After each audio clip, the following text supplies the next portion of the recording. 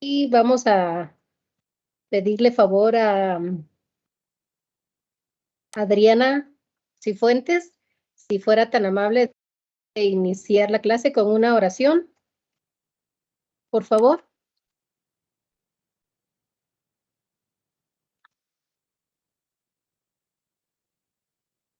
Adriana Cifuentes.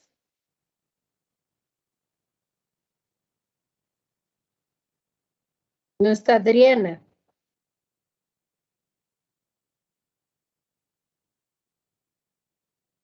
Alejandra Noemí Aguilar. Buenas tardes, doctora. Buenas tardes. ¿Sería tan amable de iniciar con una oración? ¿Cómo que gusta, doctora? Gracias. Amado Padre, te pedimos que en esta tarde puedas bendecir, Señor, a la doctora y bendecirnos a todos nosotros para que podamos aprender, Señor, de la mejor manera. Te pedimos que nos des la sabiduría necesaria para que podamos ampliar nuestro conocimiento, Señor, con esta clase que ha preparado la doctora para nosotros. Le agradecemos, Señor.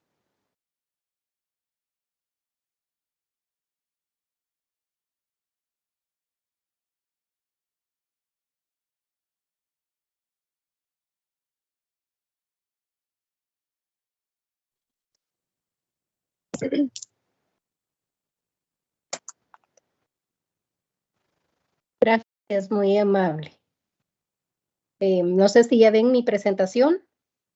Sí, doctora. Entonces, esto lo encuentran en Juan 15:12. Dice, este es mi mandamiento, que os améis unos a otros como yo os he amado. El mandamiento de Dios es de que todos nos amemos, que nosotros, buenas personas con todos, que el dolor que nosotros sintamos podamos sentir el que lo está sintiendo nuestro prójimo. Y es por eso que el ser médico implica una gran responsabilidad y sobre todo que nosotros amemos a nuestros pacientes, nosotros mismos. Si nosotros aprendemos a amarlos, vamos a hacer todo lo posible, todo lo que esté a nuestro alcance para darle un buen tratamiento, para hacer un buen diagnóstico y que salga adelante. Porque no es lo mismo estar del otro lado que estar de este lado como médicos. Entonces, hay que ponernos en de nuestros pacientes para que nosotros podamos sentir el dolor que está sintiendo el paciente y el dolor que está sintiendo la familia. Solo de esa manera vamos a aprender a hacer bien las cosas. Por eso es de que tenemos que ser conscientes, estudiar, dedicarnos a hacer lo que realmente queremos hacer, porque me imagino que si todos ustedes eligieron esta carrera es porque la aman. Y cuando nos hacemos algo, lo tenemos que amar para que nosotros hagamos bien las cosas. Si no amamos lo que hacemos, no vale la pena estar donde estamos.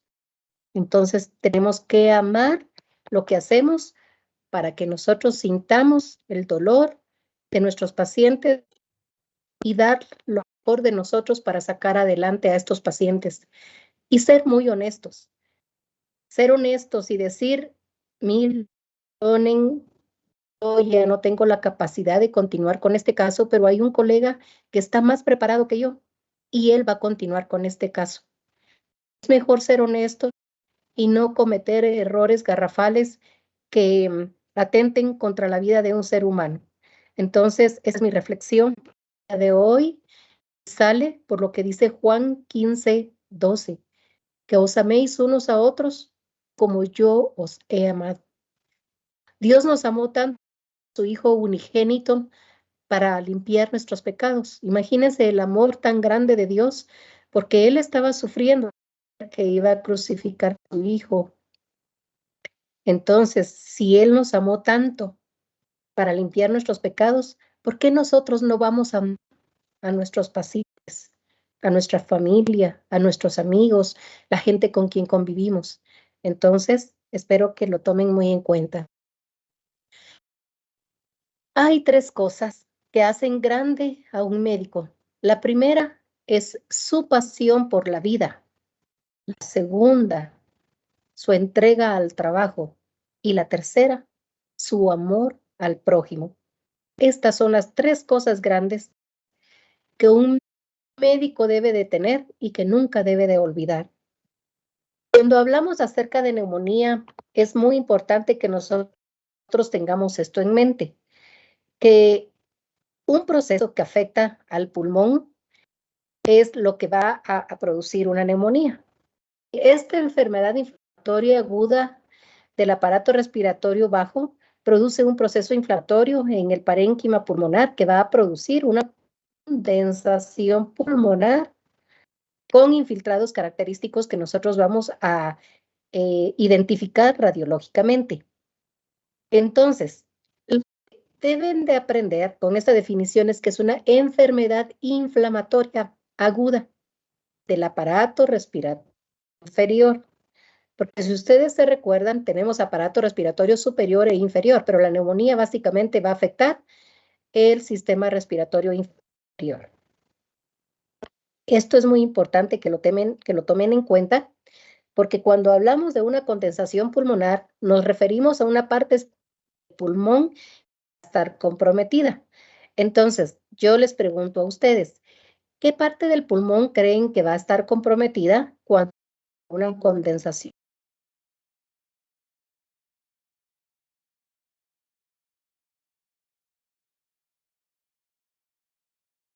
¿No lo Podría, saben? Sí, podría dígame. ser un funcional que serían, la inflamación se daría a nivel de los alvéolos. Exactamente, ese nivel. Una neumonía lo que va a comprometer es el sistema alveolar y es por eso que va a producir una condensación. Es importante que nosotros recordemos estos parámetros que son muy importantes de cómo llega el germen al sistema respiratorio inferior y produce una infección a nivel alveolar. Entonces, debemos de recordar que los gérmenes llegan al tejido pulmonar de varias maneras, pero las más importantes son las primeras, que es por inhalación directa de partículas infecciosas, y la segunda, que es por aspiración de secreciones a partir de la boca y nasofaringe.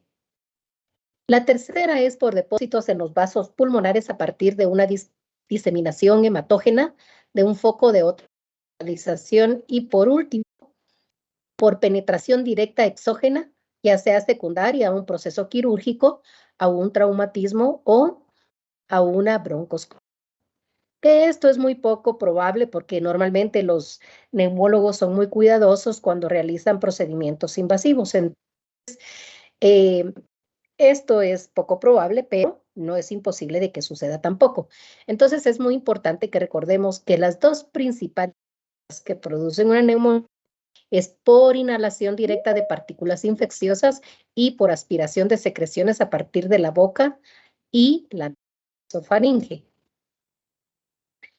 Cuando hablamos de una neumonía, es muy importante que conozcamos la distribución anatómica y se va a clasificar en intersticial. Esto significa que cuando hablamos de una neumonía intersticial es una neumonía atípica y lo que va a comprometer es el intersticio del pulmón. Aquí no afecta el alveolo. La afección del intersticio pulmonar puede ocasionar una broncomonía y produce afección de las vías aéreas y compromiso de los alveolos, que de ella depende. Entonces, la primera, que es neumonía intersticial, es una neumonía típica que va a comprometer el intersticio, y cuando hay compromiso alveolar es cuando estamos hablando de una neumonía típica que tiene los signos y síntomas característicos que vamos a ver más adelante. Y aquí está la de la neumonía que va a clasificarse en adquirida en la comunidad, que se abrevia NAC, y la neumonía intrahospitalaria llamada nosocomial, que esta es su abreviatura, NA. Cuando hablamos acerca de epidemiología de la neumonía, es muy importante que recordemos algunos aspectos que son importantes que nosotros conocemos sobre la incidencia de esta. Se han hecho estudios poblacionales prospectivos que sitúan a la incidencia anual de la neumonía entre el 5 y el 11% de la población adulta. En los diferentes países el número de ingresos por neumonía oscila entre el 1.1 y 4 por 1000 pacientes. Mundialmente, de 2 a 4 casos por 1000 habitantes, y los extremos de la vida son los que van a estar más comprometidos.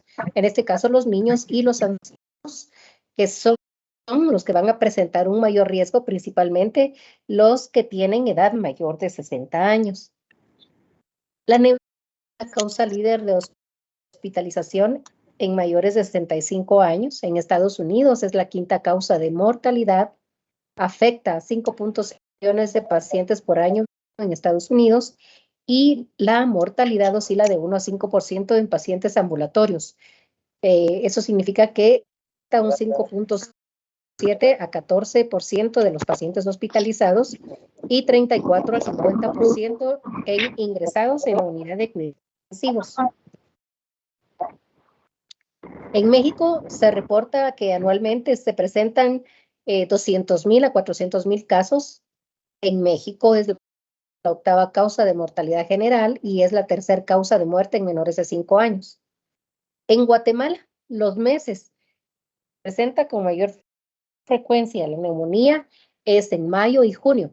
Y este es un estudio un poco viejito, pero en el 2015 se reportaron 265 casos en menores de 1 año a 10 años. Pero hay una tesis más reciente en Totonicapán, donde la incidencia era de que se presentaban aproximadamente 4 casos al mes, y los meses que con mayor frecuencia se presentaban eran precisamente mayo, junio y en diciembre, enero, en la época donde hay mayor frío aquí a nivel nacional. También es importante que recordemos que la neumonía adquirida en la continúa siendo una de las principales causas de mortalidad. Y hay una estadística importante que me llamó la atención, y es que en Colombia es la neumonía responsable del 13% de muertes en 100,000 pacientes. Y aquí en este país, el principal agente etiológico es el Streptococcus pneumoniae, tal como lo vamos a ver más, que es el causante de neumonía, seguido por hemófilos influenza y estafilococo aureus. También se han identificado factores de riesgo como comorbilidades y factores de exposición epidemiológica, los cuales incrementan la posibilidad de contraer una infección por microorganismos específicos. Es muy importante hacer el diagnóstico certero, y este debe de basarse tanto en la clínica como en los hallazgos clínicos neurológicos, de los cuales vamos a platicar más adelante. Pero con respecto a la etiología de la neumonía, aproximadamente en un 30 o un 60% de los casos no se tiene un diagnóstico etiológico. Y aquí en esta tabla, con respecto a la etiología que ya les había comentado, esto que me llamó la atención en Colombia también, porque allá también tocó con neumonía, el que es el responsable de producir una neumonía. Y este es el que presenta aquí en la tabla en primer lugar como productor de una neumonía en un 50 o un 60% de los casos que se diagnostican. Luego, si vemos el segundo caso, es ocupado por hemófilos influenza Mycoplasma pneumoniae de un 8 a un 10%. Sigue Chlamydia pneumoniae, Legionela, virus sincitial respiratorio e influenza, que se representa en un 5 a un 10%, y luego tenemos el Staphylococcus aureus, que se presenta de un 3 a un 5%, y por último la Moraxella catarrhalis, que va a producir neumonía en un de 1 a un 3%. En esta tabla podemos observar la distribución de las posibles etiologías de la neumonía de acuerdo a la neumonía producida en la comunidad intrahospitalaria y en la unidad de cuidados intensivos. Y aquí llama la atención que el Streptococcus pneumoniae se presenta en un 14% en la neumonía adquirida en la comunidad, en un 25% intrahospitalaria y un 17% en la unidad de cuidados intensivos. Entonces, como vemos, el primer germen causal sigue siendo el Streptococcus pneumoniae. El Mycoplasma pneumoniae en esta tabla, aquí se presenta como el primer lugar en la neumonía adquirida en la comunidad. Entonces, hay un poquito de discrepancia, pero en nuestro medio, el germen que con mayor frecuencia va a producir una neumonía es el Streptococcus pneumoniae, y eso sí lo tenemos que tener en mente. Cuando nosotros hablamos de una neumonía, es muy importante que nosotros conozcamos la sintomatología del paciente para que podamos clasificarlo en 4 grupos. Según el libro de medicina interna, hay pues varias tablas, varios parámetros o varias reglas que se utilizan o escalas para poder definir el grado de severidad de una neumonía. Y en la medicina interna ustedes tienen el CURB 65, que es el que se utiliza con mayor frecuencia porque tiene unos parámetros sencillos que son fáciles de memorizar, y dependiendo de estos parámetros, entonces nosotros vamos a saber la severidad de neumonía con el que está cursando este paciente, y dependiendo del grado de severidad, pues entonces ya tomar la decisión en ese momento de si este paciente debe ser tratado ambulatoriamente en una sala general o, dependiendo de los factores que encontremos, enviarlo de una vez a una unidad de cuidados intensivos para comprometer la vida del paciente. Pero en esta oportunidad les voy a hablar acerca de la escala de Fine, porque esta escala para mí es la escala más completa que nos ayuda a determinar con exactitud el grado de severidad que tiene este paciente, y él clasifica en 4 grupos. Y entonces vamos a conocer el primer grupo de acuerdo a la clasificación de Fine, donde él menciona que el grupo de estos pacientes son aquellos que cursan con una neumonía adquirida en la comunidad, pero que no tienen ninguna enfermedad subyacente y que no tienen ningún factor de riesgo asociado. Él cree que en este grupo los gérmenes que van a comprometer a este paciente con neumonía es el Streptococcus pneumoniae, que ocupa el primer lugar. En segundo lugar, pues los gérmenes atípicos, tales como Mycoplasma, Clamidia, Legionella. En tercer lugar, los virus respiratorios. Y en cuarto lugar, el Haemophilus influenza. Ahí indica que el grupo 2 son pacientes con una neumonía adquirida en la comunidad, pero que sí tienen enfermedades subyacentes, tales como enfermedades cardíacas, cepocosos y pacientes diabéticos.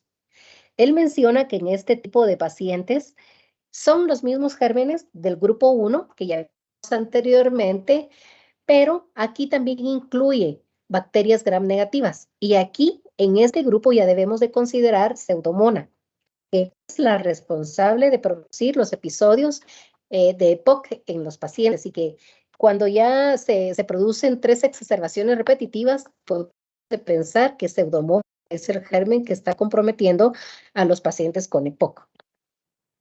En el grupo 3, Fine menciona que son aquellos pacientes con neumonía grave, y en este tipo de pacientes los gérmenes que van a comprometerlos son Streptococcus pneumoniae, Legionella, Staphylococcus aureus, Haemophilus influenza, bacterias gram negativas.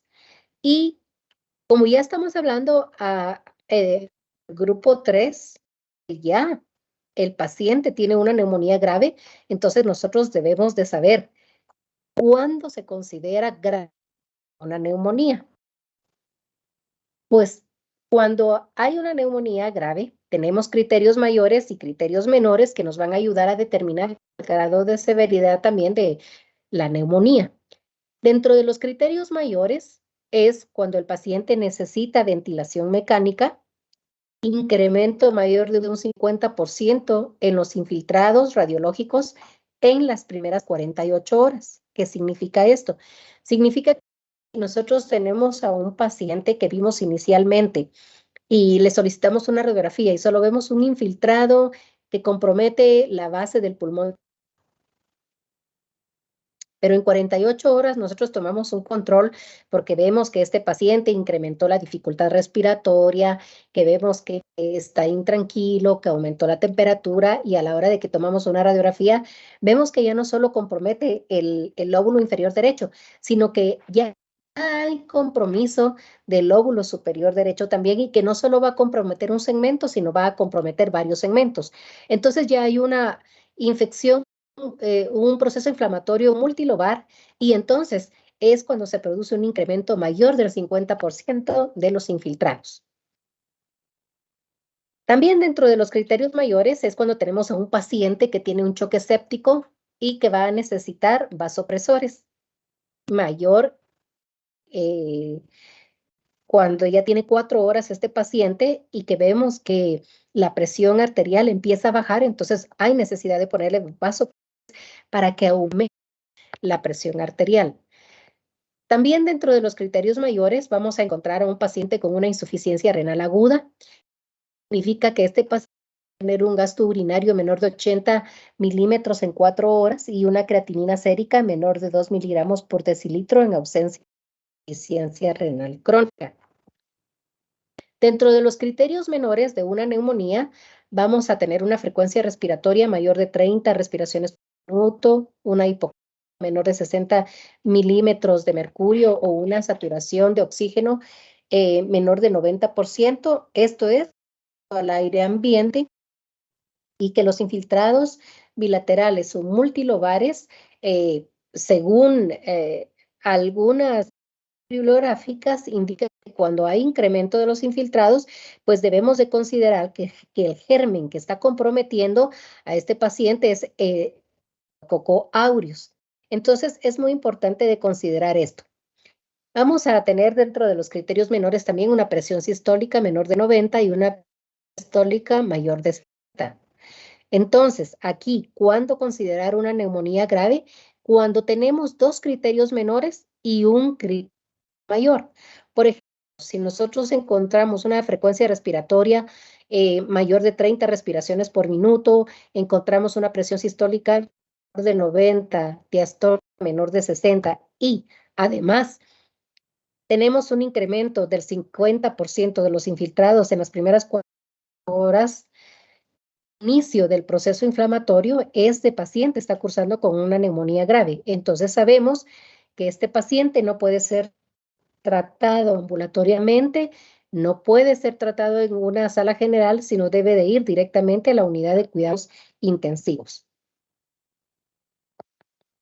Ahí indica que el grupo 4 es cuando tenemos a un paciente con una neumonía adquirida en la comunidad, pero este paciente en situaciones especiales como pacientes fumadores y cuando tenemos un paciente fumador debemos de sospechar que el germen está comprometiendo es Haemophilus influenza. Y ustedes me indicarán, ¿por qué vamos a sospechar que el Haemophilus influenza afecte a pacientes?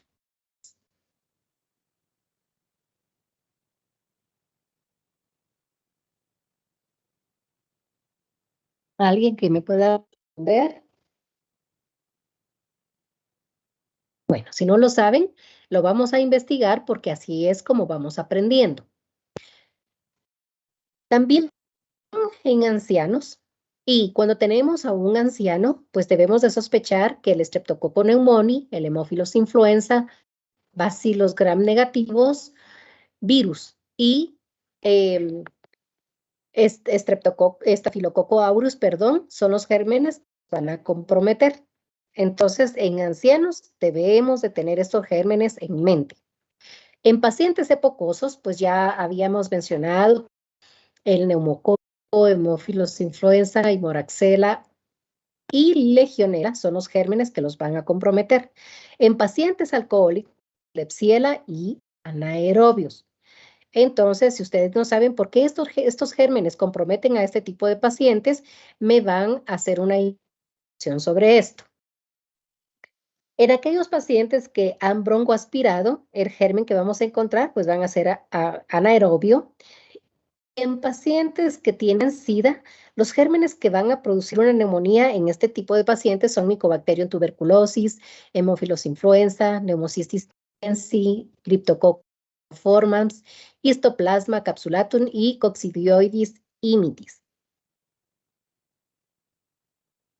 Van a ser los factores que van a ser los predisponentes de adquirir una neumonía adquirida en la comunidad, pues los factores que van a predisponer a este tipo de pacientes son los que ya vimos anteriormente: alcohólicos, desnutridos, diabéticos, que cursen neoplasias, tratamientos con esteroides y una edad avanzada. ¿Por qué en pacientes alcohólicos creen ustedes que la neumonía va a ser más común?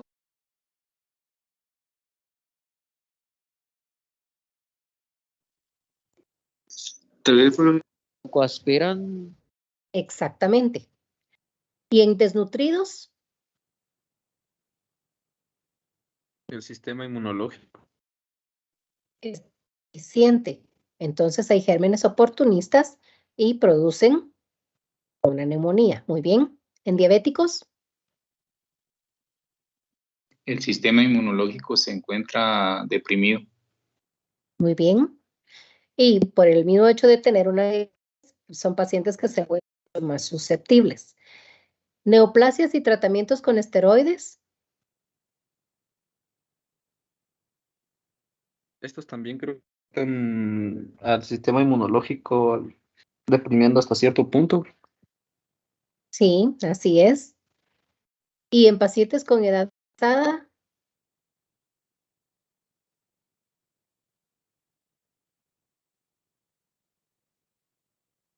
También ¿Qué creen? ¿Mm? porque se deteriora su sistema inmunológico, doctora. Sí, esa es una. Luego, fíjense que ya en edad avanzada ya no comen lo suficiente, entonces son pacientes que son desnutridos también, y entonces por eso tienen mayor riesgo. Y también en pacientes con edad avanzada, ellos tienen un mayor chance de broncoaspirar. Entonces, son estos factores que nosotros debemos tener en cuenta y recordar por qué en este tipo de pacientes van a ser más susceptibles para adquirir fácilmente una neumonía. También en pacientes con insuficiencia renal crónica, convulsionadores, pacientes que tienen problemas neurológicos, problemas dentarios. Si ustedes se recuerdan, desafortunadamente, la boca es la parte más sucia de nuestro organismo, aunque nos estemos cepillando, pero aquí es donde ingresan con mayor facilidad todas las bacterias, y si no tenemos una buena higiene, pues se vuelve un foco grande de infección cuando los pacientes no tienen una buena higiene bucal, y por eso es de que ellos se vuelven más susceptibles también. En pacientes con enfermedades pulmonares como EPOC, vimos los fumadores, y aquí les podría preguntar yo, ¿por qué los fumadores se vuelven tan susceptibles de adquirir una neumonía?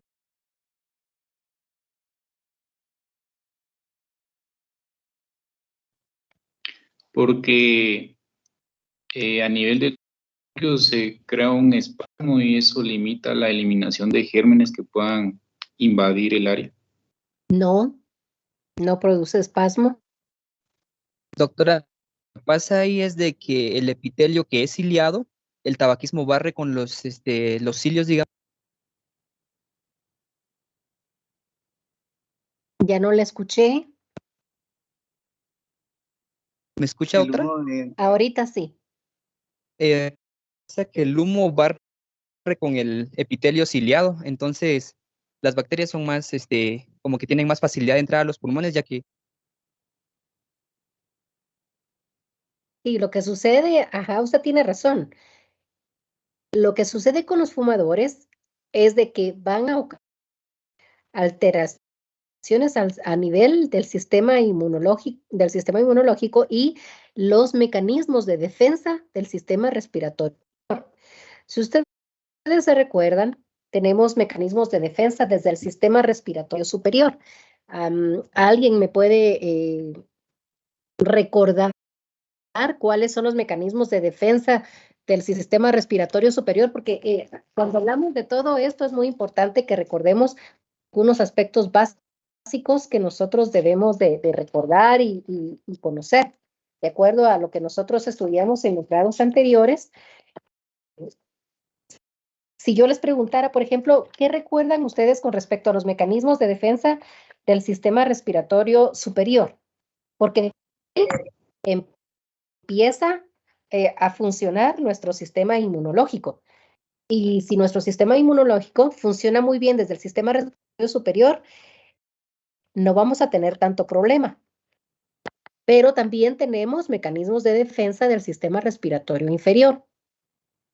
Y cuando estos mecanismos de defensa son alterados, es cuando ya nuestro organismo se vuelve susceptible porque ya no funciona. Y entonces es cuando las bacterias, los virus, todos los gérmenes se vuelven oportunistas, se aprovechan y ya empiezan a ocasionarnos procesos inflamatorios, tanto en el sistema respiratorio superior como en el inferior. Entonces, ¿cuáles son los mecanismos de defensa? Vibrisas, Recordar corrientes algo. nasales. ¿Qué manda? Las vibrisas y los cornetes nasales. Sí, pero si se recuerdan, tenemos que hacer un pequeño recordatorio que cuando hablamos de los mecanismos de defensa del sistema respiratorio superior, tenemos sistemas inmunológicos. Tenemos la inmunidad adquirida y tenemos la inmunidad innata, si ustedes recuerdan esto. Y, por ejemplo, si nosotros hablamos acerca de la inmunidad innata, ¿aquí de qué estaríamos hablando?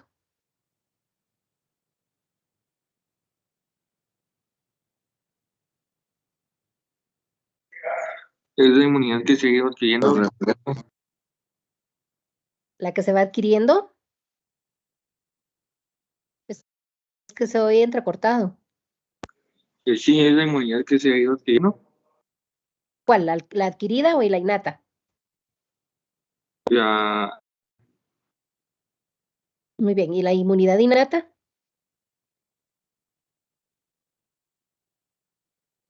es la que se va desarrollando conforme ingresan, por ejemplo, los diferentes tipos de infecciones. No sé. Bueno, aquí es muy importante que ustedes recuerden, porque esto sí lo deben de tener presente para que podamos comprender por qué sucede todo esto.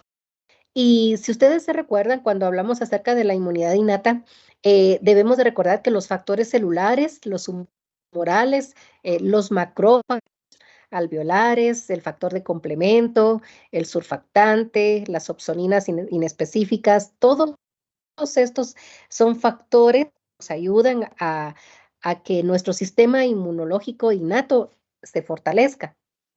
Pero también tenemos los no inmunológicos y dentro de los no inmunológicos, pues alguien ya había mencionado algo con respecto a esto y es que aquí influye bastante si nosotros nos recordamos la anatomía de la nariz, porque en la anatomía de la nariz, si ustedes se recuerdan, hay atrapamiento de partículas menores de 2 o 3 micros, porque gracias a las vibrisas, como ustedes mencionaron, se produce un filtro que no dejan que estas partículas ingresen. Pero cuando estas partículas son mayores de 5 micras o micrómetros, entonces es cuando ya ingresan a nuestro organismo. Pero también es importante que recordemos que la nasofaringe es otra, tiene un mecanismo que ayuda a que esas partículas no penetren y que no ingresen estas que son mayores de 2 a 3 micras. También es importante que recordemos, alguien mencionó ahí también el septo nasal y los dientes, que aquí es donde tenemos la mucosa ciliada, también la epiglotis es dentro del sistema respiratorio superior, mecanismos de defensa. Cuando hablamos de la glotis y el cierre, esto lo que va a producir es de que va a producir un aislamiento de la vía aérea y de las cuerdas vocales inferiores también. Y cuando hablamos del sistema respiratorio inferior, debemos de recordar que el árbol bronquial también hay mecanismos de defensa, partículas que son mayores a 2 micras, estas van a ser removidas y se va a producir un mucociliar. También debemos de recordar que tenemos el epitelio columnar pseudoestratificado ciliado, que va a producir una remoción de las partículas extrañas que están impactadas en el árbol, perdón, en el árbol bronquial, produciendo una eliminación de los microbios, las bacterias o todo lo que ingrese y que se van a inhalar y luego estas se van a expulsar porque si ustedes recuerdan tenemos el mecanismo de tos, el mecanismo del estornudo también y con estos mecanismos pues se van eliminando. Entonces no debemos olvidar los reflejos, que es el estornudo o un mecanismo mediante el cual se expulsa el aire de los pulmones por la nariz y a veces también por la boca. También dentro de otros mecanismos de defensa para recordar, tenemos la caja torácica que protege a los pulmones y que le da un soporte a la realización de la ventilación pulmonar, para que ustedes lo recuerden y no se les olvide. Entonces, si nos queremos recordar algunos aspectos importantes, es que tenemos la inmunidad innata, donde van a participar los macrófagos alveolares, que reconocen la señal para producir una migración con una respuesta a los estímulos. Cuando se hace una ingestión de microbios y una secreción de mediadores donde va a intervenir la inmunidad adquirida a través de linfocitos T, TH, si ustedes los recuerdan, y dentro de la inmunidad adquirida, pues es la inmunidad humoral, donde va a participar que es la principal clase de inmunoglobulinas en el tracto respiratorio inferior. También debemos de recordar que intervienen la IgA secretora, la IgM, y luego debemos de recordar algunas funciones generales como la precipitación, aglutinación, opsonización, neutralización de la citólisis. Entonces, es muy importante que recordemos todo esto para que nosotros podamos comprender qué está sucediendo y por qué es de que se produce una neumonía en ciertos pacientes que van a ser mucho más susceptibles. Y aquí en ellos es porque también está comprometido el mecanismo de defensa. Y esto salió por los pacientes fumadores. Habíamos visto también en el área que van los pacientes que tienen diabetes mellitus, pacientes que tengan edema agudo de pulmón y también los procesos infecciosos virales como los que ya vimos anteriormente en el cuadro donde vimos los genes que van a comprometer pacientes con SIDA. Ahora, ¿cómo hacer el diagnóstico de una neumonía? Pues en una neumonía adquirida en comunidad o una neumonía típica, los signos de presentación clínicos son típicos. O sea, los que tenemos aquí enumerados en esta tabla son los que van a presentar los pacientes. Entonces, es importante que recordemos que cuando tenemos una neumonía, lo primero que va a haber es tos, fiebre, va a haber expectoración mucopurulenta, dolor torácico de tipo pleurítico, a presentar disnea, hiporexia y astenia. Ahora, si yo les pregunto a ustedes qué significa hiporexia y astenia, responderían. Falta de hambre. ¿Qué es hiporexia? ¿Sería como la pérdida del apetito, doctora? ¿Qué más incluiría? es de manera gradual. ¿Cómo de?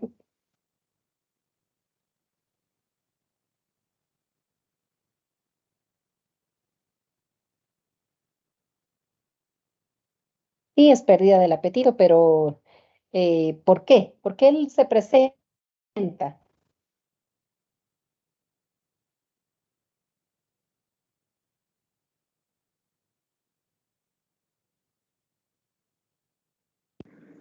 Una causa podría ser la edad, doctor. Sí, sobre todo en los pacientes mayores de 65 años, ¿verdad? En ellos es normal de que ya empiecen a disminuir el apetito, entonces ya comen menos. ¿Y qué es astenia? Pérdida de peso ¿Por qué? por lo mismo de que dejan de ingerir alimentos, empiezan a notar que la ropa ya les queda más grande y todas esas cosas. Bueno, es que si ustedes recuerdan astenia, el término en sí, lo que significa es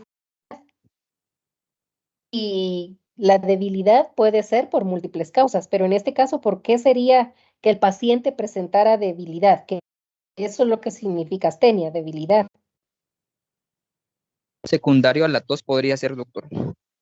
No, Doctora, podría ser que como el paciente pues, está presentando hiporexia, entonces por lo tanto va a tener menos carbohidratos o menos fuentes de energía, entonces por eso va a presentar astenia.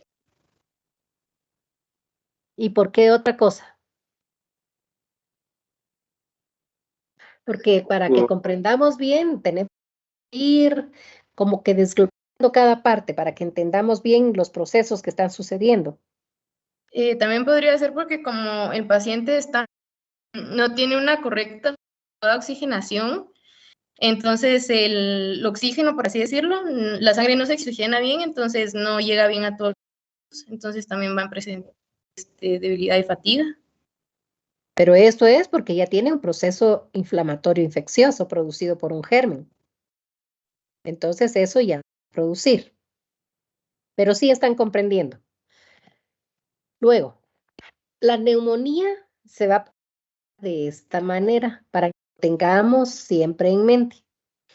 El cuadro clásico de la neumonía se da, ya vimos que el germen que va a comprometer a esos pacientes es el Streptococcus pneumoniae. Entonces, el cuadro característico es que el paciente, cuando nos interrogamos, indica que ha tenido una infección de vías respiratorias altas previa, como un catarro común o una infección aguda. Luego sigue el escalofrío intenso, súbito, y se va a acompañar de fiebre alta. Va a tener y dolor de pecho en progresión de las primeras 12 y 24 horas, donde aparecen tópicos. El frío puede ser único o intermitente, la fiebre es elevada y continua y puede presentarse de 39 a 41 grados centígrados.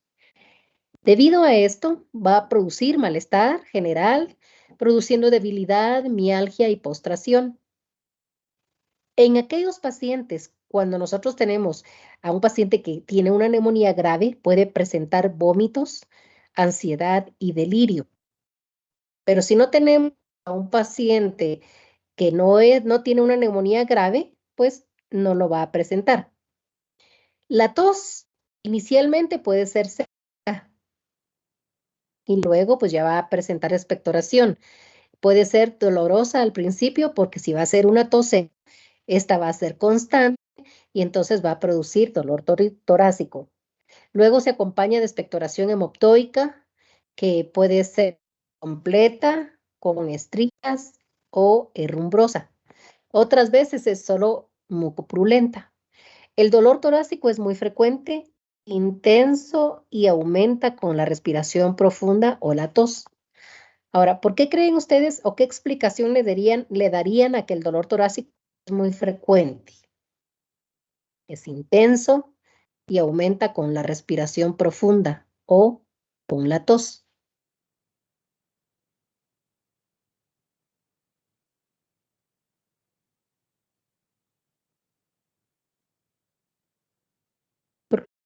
Es que pasa esto.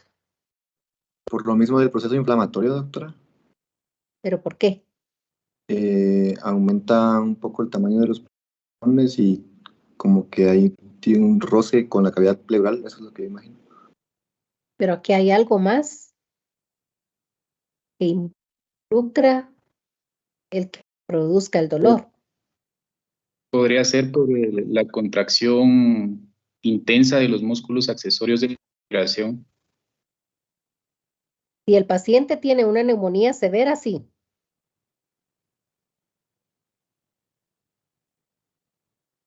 Bueno, entendamos bien todo esto, me van a investigar. ¿Por qué el paciente presenta dolor torácico que es frecuente y que aumenta con la respiración profunda y la tos? La afectación de la pleura diafragmática produce dolor en la parte alta del abdomen o en el hombro. Esto es muy importante que nosotros lo tengamos en cuenta porque hay pacientes que consultan abdominal. No es precisamente porque tengan una patología a nivel de abdomen, sino es un dolor referido por la misma neumonía. Entonces, muchas veces el paciente no va a presentar estos síntomas característicos porque acuérdense que no todos los pacientes tienen el mismo síntoma de presión. El paciente puede consultar solo por tos, fiebre, nada más, pero lo que más le va a estar es de que va a tener un dolor abdominal o dolor en el hombro. Entonces, nunca deben de olvidar o nunca deben de pasar desapercibido que este dolor abdominal puede ser a una neumonía que esté ocasionando un dolor referido al abdomen o un dolor referido al hombro. Entonces, es importante que lo tengamos en mente. Cuando nosotros ya hicimos la anamnesis del paciente y empezamos con el examen físico, es muy importante que a la hora de la exploración física, nosotros observemos y palpemos al paciente.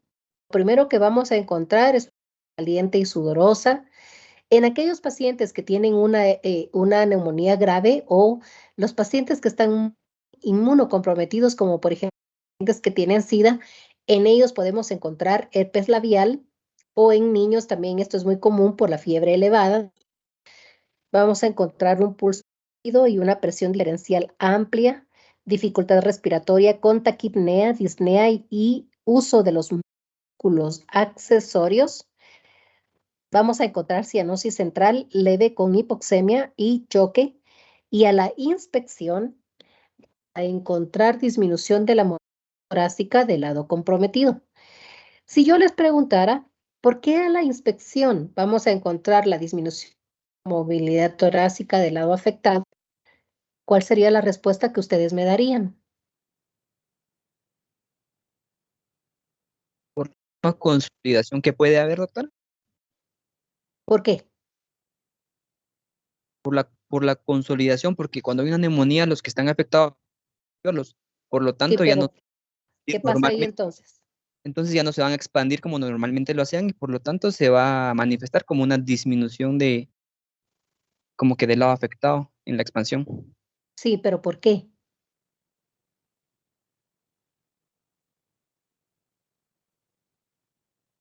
Usted tiene razón, pero necesito saber por qué. En condiciones normales, ¿qué sucede?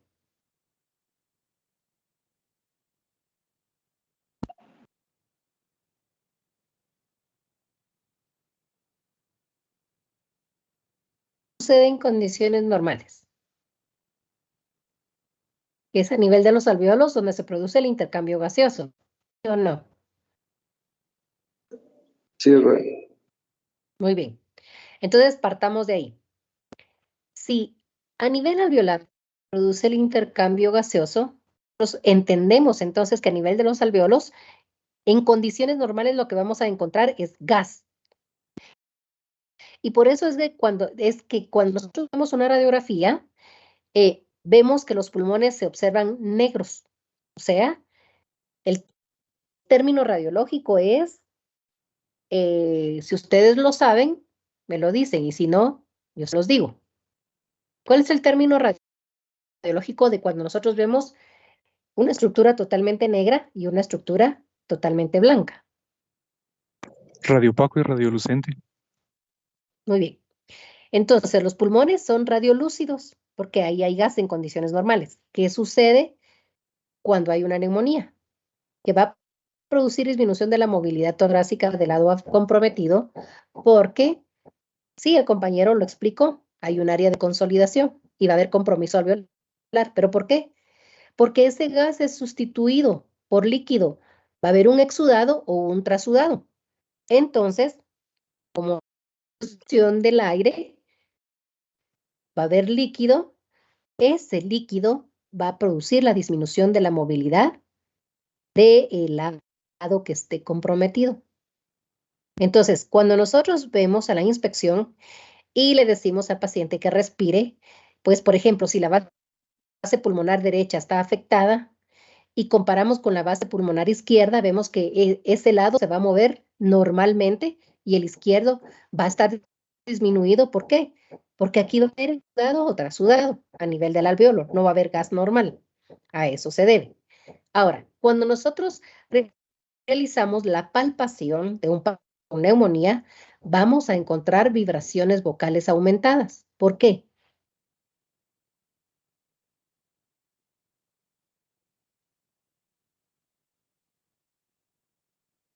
Por la misma presencia del líquido.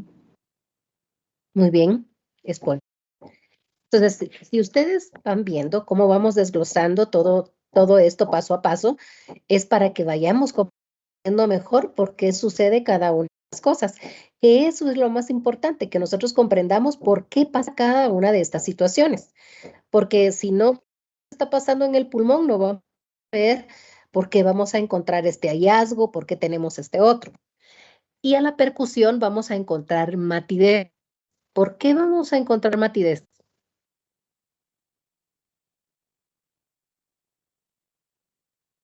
Misma sustitución de aire por otro tipo de sustancia.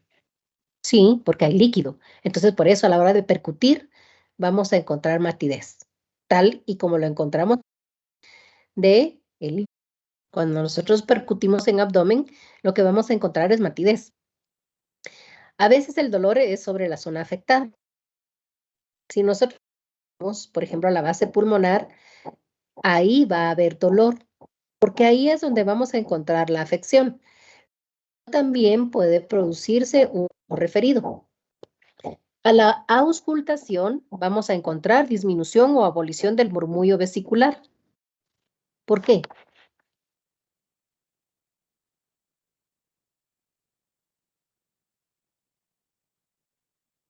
Por una presencia de líquido, doctor. Muy bien. ¿Y por qué vamos a encontrar soplo bronquial o tubárico? ¿Por qué vamos a encontrar estertores palpitantes, una o pectoriloquia áfona y un roce pleural? ¿Por qué vamos a encontrar todos estos hallazgos? A la audición.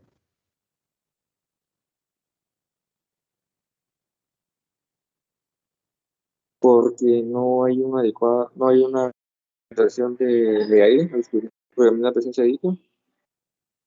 Entonces, eso va a producir un soplo bronquial. ¿Y cómo es el soplo bronquial? Le pregunto a ustedes.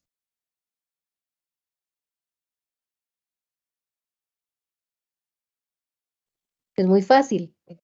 Ustedes utilizan una botella, pero de vidrio, y soplan a nivel de la boquilla para que ustedes puedan comprender. Si no han auscultado o han encontrado un soplo bronquial, hagan ese experimento. Utilicen una botella de vidrio, soplen en la boquilla y ese sonido que van a generar a la hora de soplar, ese es el soplo bronquial o tubárico. ¿Se van a ver estertores? Bueno, ¿y qué es un estertor? ¿Cómo es el sonido de un estertor? Si ustedes han auscultado o no. Los estertores, si son crepitantes, doctora, los textos lo definen como pisar hojas. Y así Exacto. se auscultan. ¿Sí? Así es como pisar hojas secas o como cuando ustedes agarran una hoja y la arrugan o como cuando las damas tienen el cabello largo y se frotan el cabello cerca del oído, ese es el sonido de un soplo, de un estertor. Y con respecto a la broncofonía o pectoriloquia áfona,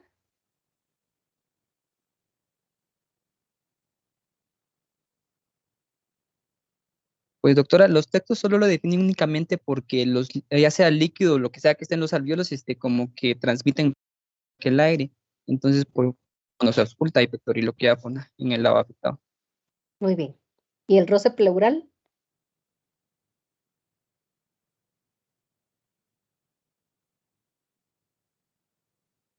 El roce sería entre la pleura parietal y visceral. Pleura parietal y visceral, no. Analicemos. ¿Cuál es la que está pegada?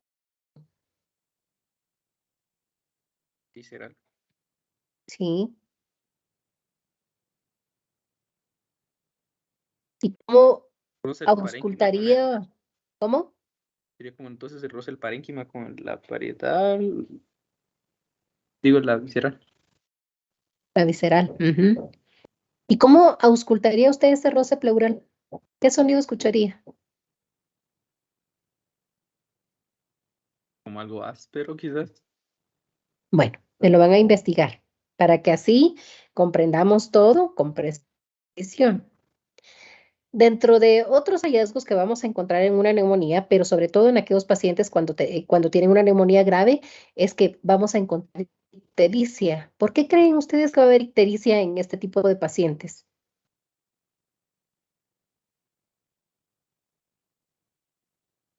¿Y por qué vamos a encontrar distensión abdominal? Podemos encontrar también una paresia gástrica o intestinal.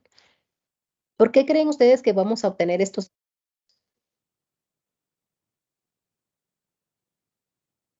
Bueno, si no sabemos, lo vamos a investigar. Y así, entonces ya lo sabemos y lo vamos a aprender.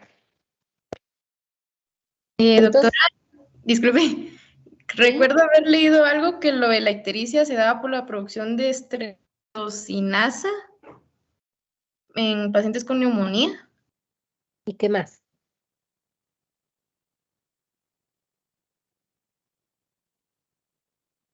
Porque hay mucho más. Entonces, sí,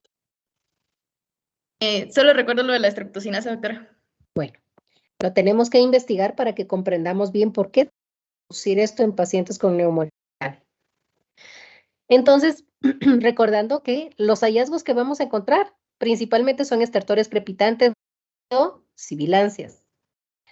También podemos encontrar el síndrome de condensación, que fue lo que ya vimos anteriormente, que es cuando hay disminución del lado comprometido. Y en aquellos pacientes que ya tienen una neumonía grave, van a haber complicaciones de la neumonía. Complicaciones de una neumonía que se puedan producir derrames pleurales y atelectasias. Entonces, esto lo debemos de tener, que en pacientes que tienen una neumonía complicada, vamos a encontrar derrame pleural y atelectasia. En pacientes que tienen una neumonía grave, vamos a encontrar choque y manifestaciones extrapulmonares como artritis y pericarditis. ¿Cómo confirmamos el diagnóstico? Pues el gol estándar de oro para hacer diagnóstico de una neumonía es la radiografía simple de tórax. Aquí es muy importante que recordemos que hay que solicitar una radiografía de tórax póstero anterior y una lateral. ¿Por qué vamos a solicitar lateral? Porque si ustedes se recuerdan, el pulmón es una estructura tridimensional y solo con una proyección, pues es muy difícil definir con exactitud el área de la lesión. Y a nosotros nos va a servir para determinar si este paciente lo podemos tratar ambulatoriamente en una intrahospitalario, en sala general o en unidad de cuidados intensivos, de acuerdo a la cantidad de segmentos que estén comprometidos. Entonces, por eso la lateral es sumamente importante Porque, por ejemplo, en una proyección póstero anterior vamos a encontrar que hay afección del lóbulo inferior, pero necesitamos saber si es solo un segmento el que está comprometido o si son varios segmentos. Entonces, por eso es siempre importante solicitar la PA y lateral. Y recuerden que la lateral la van a solicitar de acuerdo al lado que ustedes ausculten que hay compromiso. Por ejemplo, si encontraron compromiso en la base pulmonar derecha, entonces van a solicitar una radiografía de tórax póstero anterior y lateral derecha.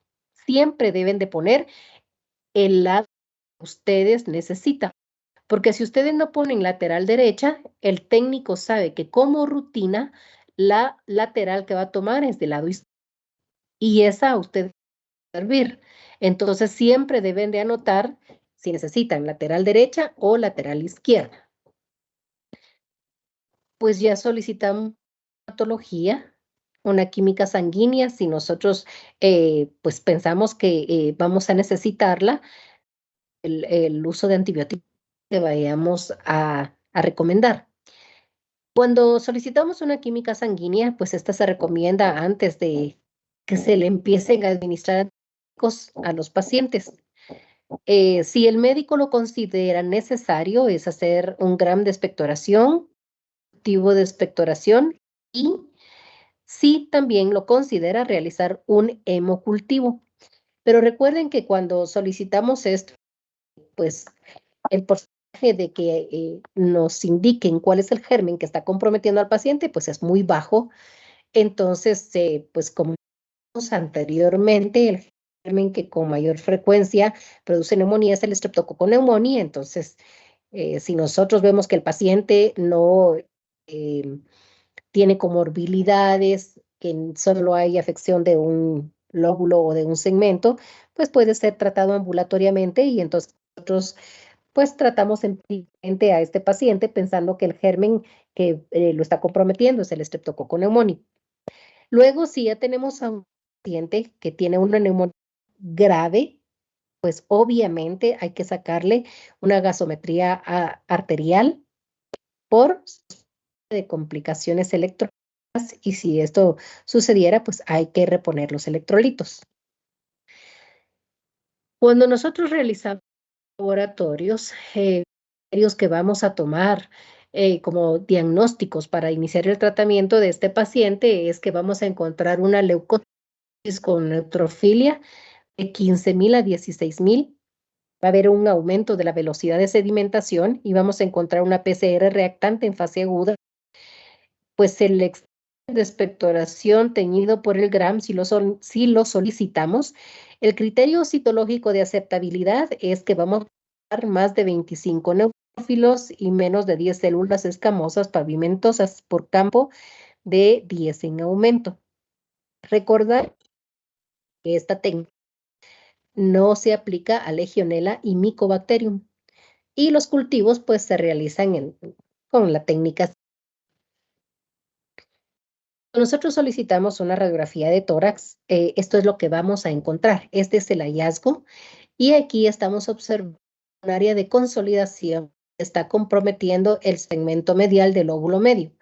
¿Por qué digo que es el segmento medial del lóbulo medio? Porque si ustedes observan, aquí vemos perfectamente el cardíaco izquierdo, pero aquí hay obliteración del borde cardíaco derecho.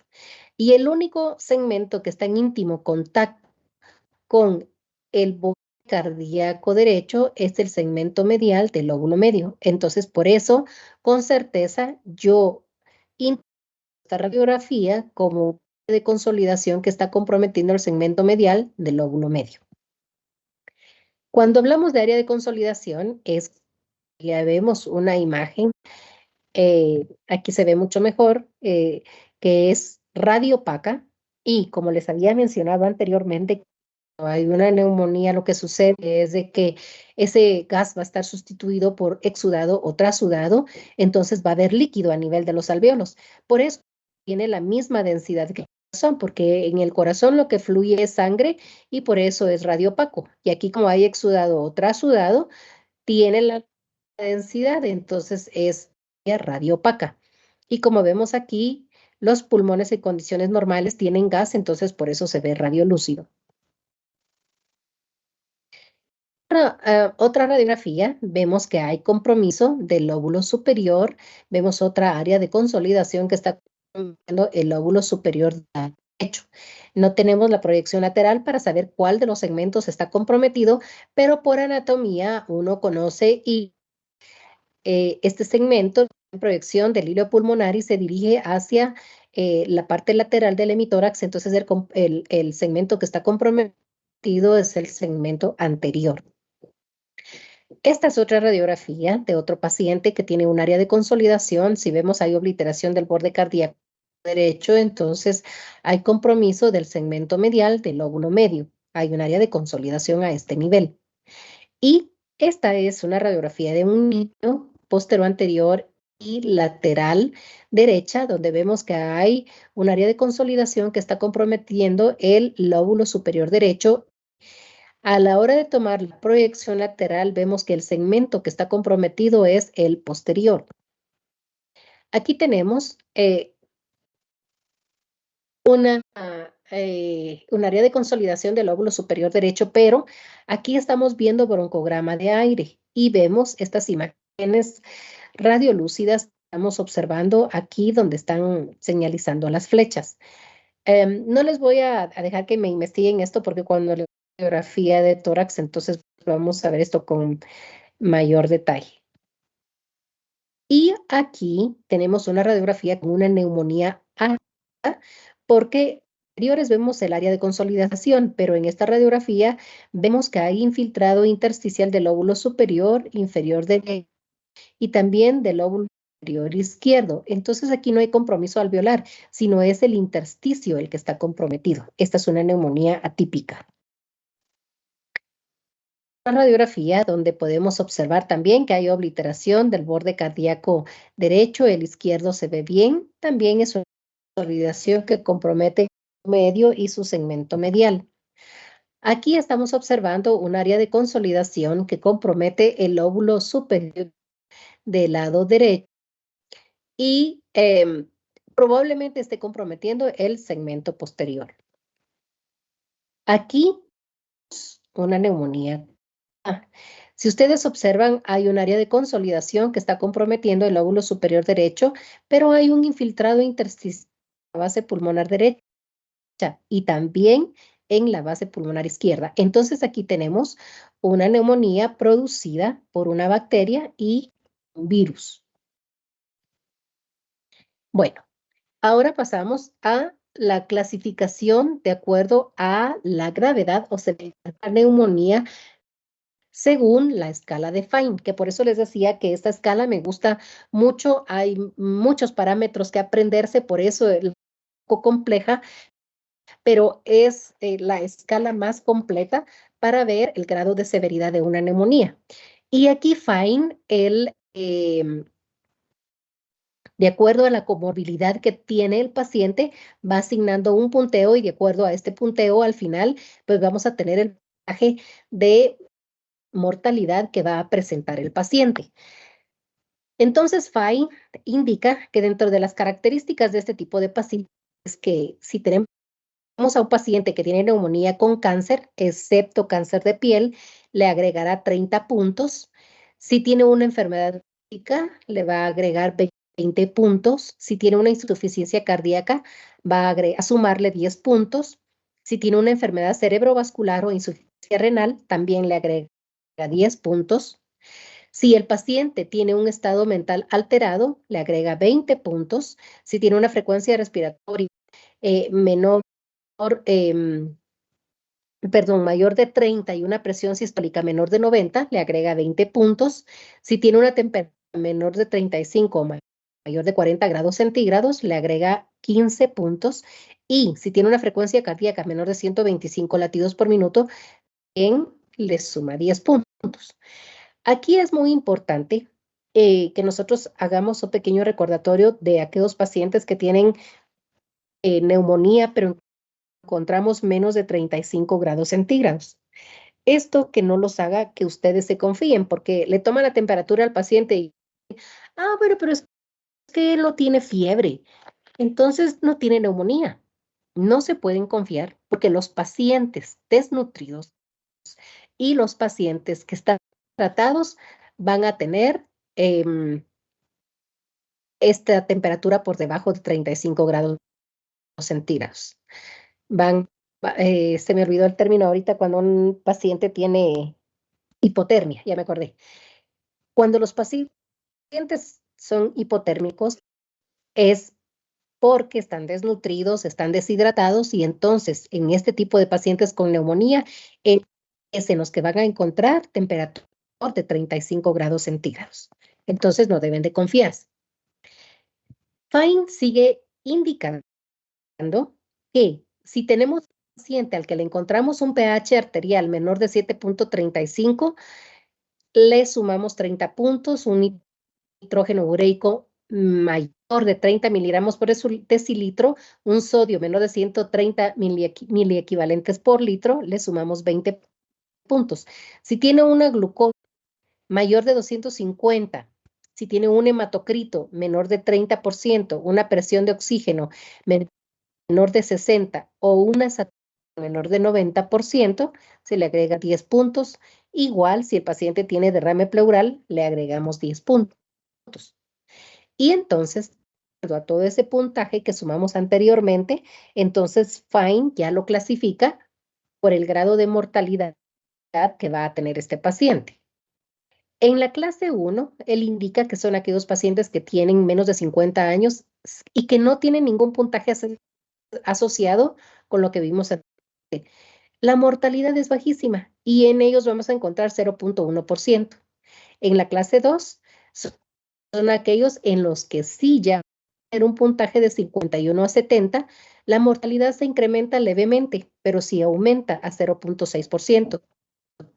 En la clase 3 es cuando ya encontramos un puntaje de 71 a 90 y aquí se incrementa más la mortalidad de 0.9 a 2.8%.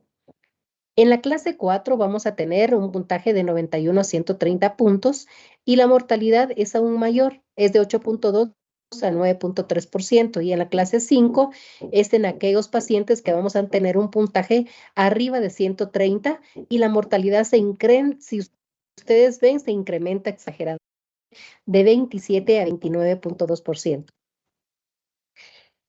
Ahora, con respecto al manejo hospitalario o ambulatorio, de acuerdo a la predicción de Fine, pues él indica que las clases 1, 2 y 3, el manejo debe de ser ambulatorio. Esto es lo que él recomienda.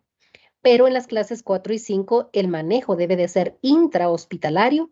Sin embargo, esto debe de tomar como una referencia, pero debe aplicarse el criterio médico y aquí es muy importante que individualizar a cada paciente. Entonces, si nosotros vemos que lo tenemos en las clases 4 y 5, pero vemos que nos está complicando, que la fiebre no baja, que incrementó la frecuencia respiratoria, saturación de oxígeno está baja, y vemos que se está complicando, entonces obviamente ese paciente no lo vamos a tener en sala general, sino lo vamos a mandar a la unidad de cuidados intensivos. ¿Cuáles van a ser las alternativas de tratamiento que le vamos a ofrecer a un paciente con neumonía? Si ustedes recuerdan anteriormente, de acuerdo a la farmacología que vieron en tercer año, las penicilinas eran el gol estándar de oro para tratar una neumonía, pero en la actualidad ya no se utilizan porque hay mucha resistencia a las penicilinas debido a la automedicación. Espero que esto se vaya funcionando porque ahorita no deben vender antibióticos sin receta, pero desafortunadamente debido a la automedicación las penicilinas ya no funcionan. Las cefalosporinas han sido el estándar terapéutico, pero no siempre funcionan. Y si utilizamos unas cefalosporinas, también debido a la automedicación, recordemos que las cefalosporinas de primera generación ya no funcionan porque hay mucha resistencia, pero sí podemos utilizar cefalosporinas de segunda y tercera generación. Con respecto a los macrólidos de nueva generación y las nuevas quinolonas han ganado terreno como terapias iniciales, pero recordar también que, por ejemplo, con las quinolonas, las de primera generación, como la ciprofloxacina, ya no funcionan debido a la automedicación. porque mucha gente antes de que ahora se extiendan recetas, por cualquier cosa tomaban ciprofloxacina, entonces ya hay mucha resistencia. Y con respecto a sólidos es muy importante que ustedes lo tomen en cuenta y lo conozcan, que en nuestro medio sí funcionan muy bien los macrólidos, pero, por ejemplo, hay alta resistencia a los macrólidos y entonces si vamos a tratar a un paciente con neumonía ya no funcionan. Y recordar, dentro de los macrólidos, el que se utiliza con mayor frecuencia ya no es la eritromicina, sino es la acitromicina. Y dentro de las quinolonas, la que más se utiliza es la levofloxacina. La duración del tratamiento que debe de tener con neumonía es 7 a 10 días cuando tenemos a un paciente con una neumonía por neumococo y hasta 14 días para los gérmenes atípicos tal Mycoplasma, Pneumoniae, Clamidia, Pneumoniae. Entonces, en este tipo de pacientes es recomendable dejarles de 10 a 14 días. Lo ideal son 14 días. Para aquellos pacientes que están cursando una neumonía con Legionella pneumófila, el tratamiento recomendable es de 14 a 21 días y en neumonía más una bacteriemia, de igual manera, lo recomendable es que dejemos de 14 a 21 días. Fine recomienda que en aquellos pacientes que nosotros clasificamos en el grupo 1 con una neumonía y que, si recordamos, no tienen ninguna enfermedad subyacente ni factores de riesgo asociados, y para recordarles nuevamente que los gérmenes que los comprometen es Streptococcus pneumoniae, dentro de los atípicos Mycoplasma, Clamidia, Legionella, virus respiratorios y Haemophilus influenza. Aquí el tratamiento recomendable para este tipo de pacientes es acitromicina o claritromicina. Si les dejamos acitromicina son 500 miligramos cada 24 horas por 7 días y si les dejamos claritromicina son 500 miligramos cada 24 horas por 7 días. Cuando tenemos a un paciente que es alérgico a los macrólidos, el tratamiento que se les debe administrar es doxiciclina. El manejo ambulatorio que deben de tener nuestros pacientes con neumonía es dejar cefalosporina oral más un macrólido, amoxicilina pura o amoxicilina más ácido clavulánico, un macrólido. También podemos dejarle fluoroquinolonas, antineumococo. Dentro de ellas, lo recomendable es tifloxacina, moxifloxacina o levofloxacina. Pero recordar que estos son caros y entonces también tenemos que ver qué tipo de paciente tenemos, porque si se lo dejamos a un paciente que es de escasos recursos, obviamente no lo va a comprar y este paciente se va a complicar. Pero si tenemos a un paciente que sí tiene los recursos suficientes, entonces podemos dejar ese tipo de tratamiento porque con certeza sabemos que lo va a comprar y que sí se lo va a administrar. Si vamos a manejar ambulatoriamente al paciente, pues el tratamiento recomendable es dejarle cefalosporinas por vía endovenosa como cefotaxima, ceftriaxona más una fluoroquinolona o dejarle gatifloxacina más moxifloxacina. En el grupo 3 son aquellos pacientes con una neumonía grave y si recordamos los gérmenes son Streptococcus pneumoniae, Legionella, Staphylococcus aureus, Haemophilus influenza y bacterias gram negativas. El tratamiento recomendable para este tipo de gérmenes con pacientes con neumonía es cefotaxima o ceftriaxona más acitromicina o levo o una fluoroquinolona antineumococo. Dentro de estas, las más recomendables es gatifloxacina y moxifloxacina. En el grupo 4 son aquellos pacientes con neumonía que tienen situaciones especiales como las que ya vimos anteriormente y en aquellos pacientes en los que sospechemos que tengan pseudomonas, las alternativas de tratamiento son cefipima, ceftazidima, imipenem, meropenem o piperacilina, más tazobactam. O en lugar de este podemos dejar ciprofloxacina o un aminoglucósido. Pero recordemos que este tipo de pacientes van a ser tratados intrahospitalariamente porque si dejamos estos tratamientos es muy caro y el paciente no va a poder comprarlos. Y ante la sospecha de aquellos pacientes que hayan broncoaspirado, el tratamiento recomendable para ellos es clindamicina, amoxicilina y ácido clorhidrato o catifloxacina y moxifloxacina. Y aquí está el CUR 65, que este es el que ustedes van a manejar cuando estén en un centro hospitalario, pero recuerden que la escala del CUR 65 se utiliza única y exclusivamente para saber en dónde debemos de tratar a este paciente, pero no nos da el grado de gravedad que tiene el paciente, tampoco nos va a dar una puntuación para que nosotros sepamos el grado de mortalidad que va a tener. Entonces, según el CUR 60, lo que indica es de que los pacientes que tienen, bueno, aquí están los parámetros, ¿verdad? Que son confusión, nitrógeno de urea mayor de 19 por decilitro, respiratoria mayor de 30 respiraciones por minuto, presión sistólica menor de 90, diastólica menor de 60 y edad mayor de 65 años. Cada uno de ellos, pues se les indica un punto. Y aquí, dependiendo del puntaje que nosotros encontremos en los pacientes, cuando vamos a un paciente que tiene un puntaje de 0 a 1 punto, es de bajo riesgo. Entonces, este paciente puede ser tratado ambulatoriamente sin ningún problema. Cuando ya tenemos 2 puntos, es de riesgo intermedio y debe de ser manejado intrahospitalariamente en una sala general. Y cuando tiene más de 3 puntos, pues entonces este paciente ya debe de ser ingresado a la unidad de cuidados intensivos. ¿Se puede prevenir la neumonía? Se puede prevenir utilizando la vacuna neumocócica. El objetivo de esta es prevenir la neumonía bacteriana por Streptococcus pneumoniae, por ser el agente típico más frecuente. Y la vacuna de influenza, que tiene como finalidad inducir inmunidad contra los virus de la influenza en un determinado.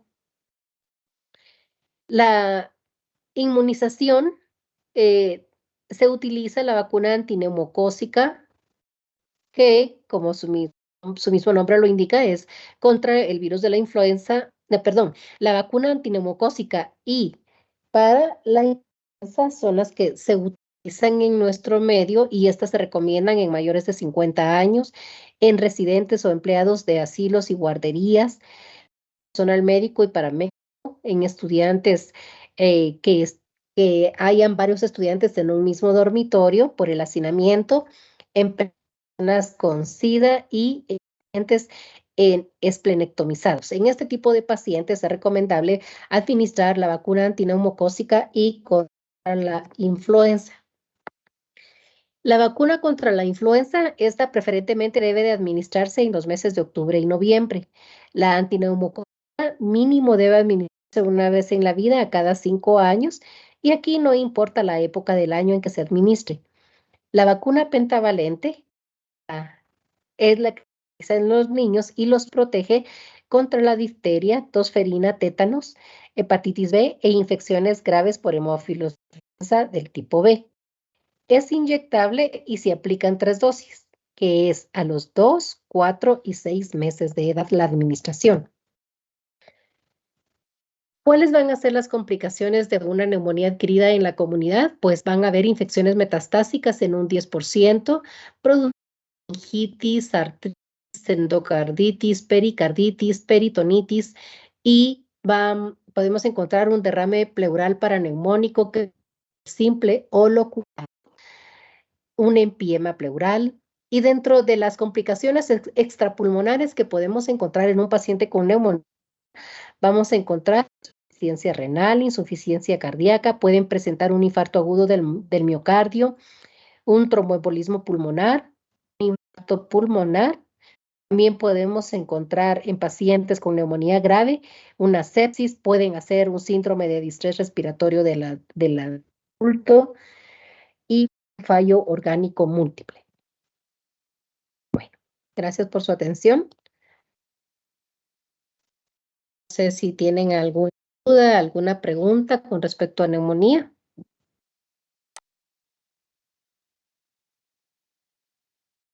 Traté de incluir parámetros más importantes para que ustedes lo tengan en mente, porque no se trata de venir a repetir lo que está en el libro de la medicina interna. ¿Tienen alguna duda o pregunta?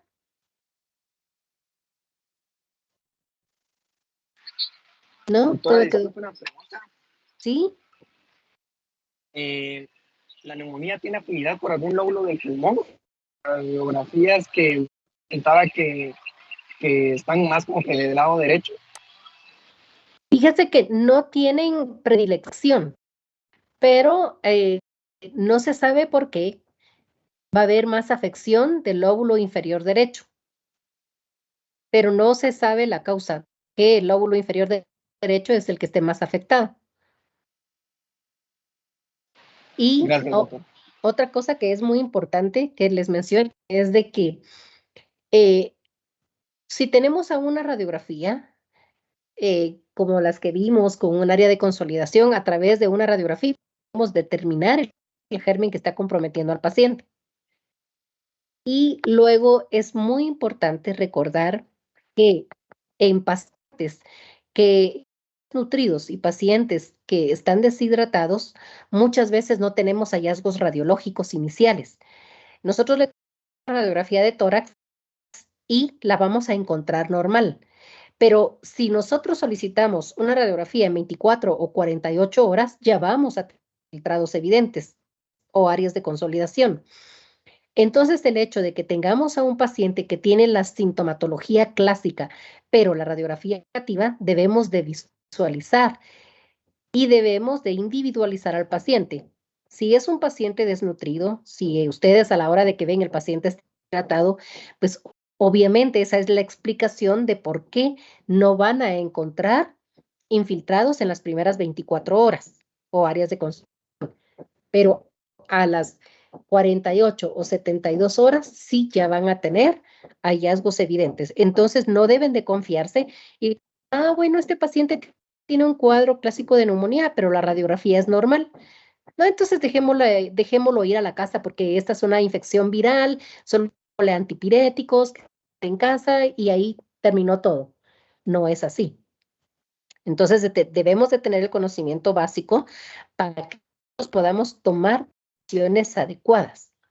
Otra cosa que es muy importante es que hablamos con respecto al tratamiento de antibióticos únicamente, pero no solo necesitar tratamiento con antibióticos, sino recordar que al paciente debemos de administrarle antipiréticos por la fiebre, expectorantes para que tenga una mejor facilidad para expulsar las secreciones y debemos de ver que el paciente esté bien hidratado, porque por la fiebre elevada se va a deshidratar, entonces debe de tener una buena hidratación. Y si el paciente tiene una buena hidratación, dejamos el antibiótico, el expectorante, perdón, este paciente va a tener una buena evaluación. Recomendarle que no debe estar en cama, porque cuando están totalmente acostados, pues va a haber más congestión pulmonar y lo que debemos de evitar es de que haya más congestión pulmonar. Entonces, que debe de estar sentado, sí, haciendo reposo en casa, pero sentado, y que la fisioterapia es muy importante porque es ayudar a eliminar las secreciones que el paciente va a estar acumulando. Y esto principalmente con la idea de que no vaya a tener una complicación, vaya a ser una telectasia que por el acúmulo de secreciones pueda ocasionar un proceso obstructivo a nivel bronquial. Entonces, todas estas recomendaciones importantes que se las demos al paciente. Y otra cosa que es sumamente importante de recordar y que ustedes deben de conocer es de que con neumonía la evolución clínica se ve inmediata. La evolución clínica cuando los antibióticos están funcionando va a ser en las primeras 48, 72 horas. Pero la mejoría radiológica se va a empezar a ver a partir de la quinta, sexta semana. Entonces, no debemos de estar tomando controles. Por ejemplo, bueno, es que el paciente al tercer día ya no tuvo fiebre, el paciente está funcionando bien, ya se siente mejor, ya no tiene dolor muscular, ya no tiene dolor generalizado. Entonces el paciente va bien, tome la radiografía a las 72 horas y vamos a ver que ya va a estar mucho mejor el cuadro radiológico. No es así. La evolución clínica es inmediata a las 48, 72 horas, pero el cuadro radiológico se resuelve a las 6 semanas. Entonces, eso sí deben de tenerlo siempre en mente, que no estén irradiando innecesariamente al paciente y tampoco que vaya a tener gastos en los cuales vaya a incurrir. Saber que no necesitamos controles radiológicos. Si clínicamente está evolucionando bien el paciente, significa que le dimos el tratamiento adecuado y que estamos cubriendo el germen que nosotros pensamos que era el que estaba ocasionando la neumonía. Esas son de las más fundamentales que nosotros debemos de tener en mente. Y si vamos a tratar a un paciente ambulatoriamente, debemos de ser responsables. Entonces, aquí vamos a tomar en cuenta algunos aspectos que yo les mencionaba cuando les di la clase de control prenatal, que nosotros debemos tener todos los datos de nuestro paciente, la dirección, el número de teléfono, porque si nosotros somos médicos responsables, lo ideal es de que a las 48 y 72 horas llamemos a nuestro paciente para preguntar cómo se siente. Y si siente usted, dicen, mire, lo quiero evaluar en mi consultorio a las 48, 72 horas porque quiero ver cómo va evolucionando. Si él dice, mire, no puedo venir, vivo muy lejos, no tengo quien me traiga, pues llámelo por teléfono. Pregúntele cómo está, si ya no tiene fiebre, si ya no tiene dolor muscular, si él se siente mucho mejor, si incrementó su apetito, si tiene ganas de hacer las cosas. Todo eso parámetros nos van a ayudar a saber y conocer la evolución del paciente, pero si nosotros no le preguntamos, no vamos a ver cómo está evolucionando y lo más importante no es solo darle el tratamiento, cobrar la consulta. Lo más importante es darle seguimiento a nuestro paciente, ver cómo va evolucionando. Lo primordial para el médico es que el paciente resuelva su enfermedad. Eso es lo más importante.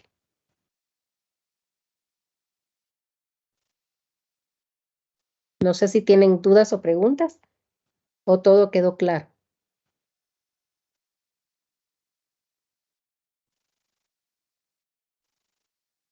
Bueno, si no hay dudas, no hay preguntas, más tardecito les voy a enviar un caso clínico. De igual manera lo van a resolver como resolvieron los casos de control prenatal y también lo que les dejé que investigar me lo van a mandar en conjunto con el caso clínico. ¿Alguien había levantado ahí la manita, solo que ya no había el nombre? David Tihuila. Sí, doctora, buenas tardes. Buenas tardes. Con una pregunta, ¿qué tan eficaz es el drenaje postal después de que un paciente haya salido de una neumonía complicada? Bueno, sí, le ayuda a la ventilación pulmonar. Entonces, sí la puede utilizar. No hay ningún. Sí, se puede utilizar perfectamente. Muchas gracias, doctora. Sí, está bien. ¿Alguien más?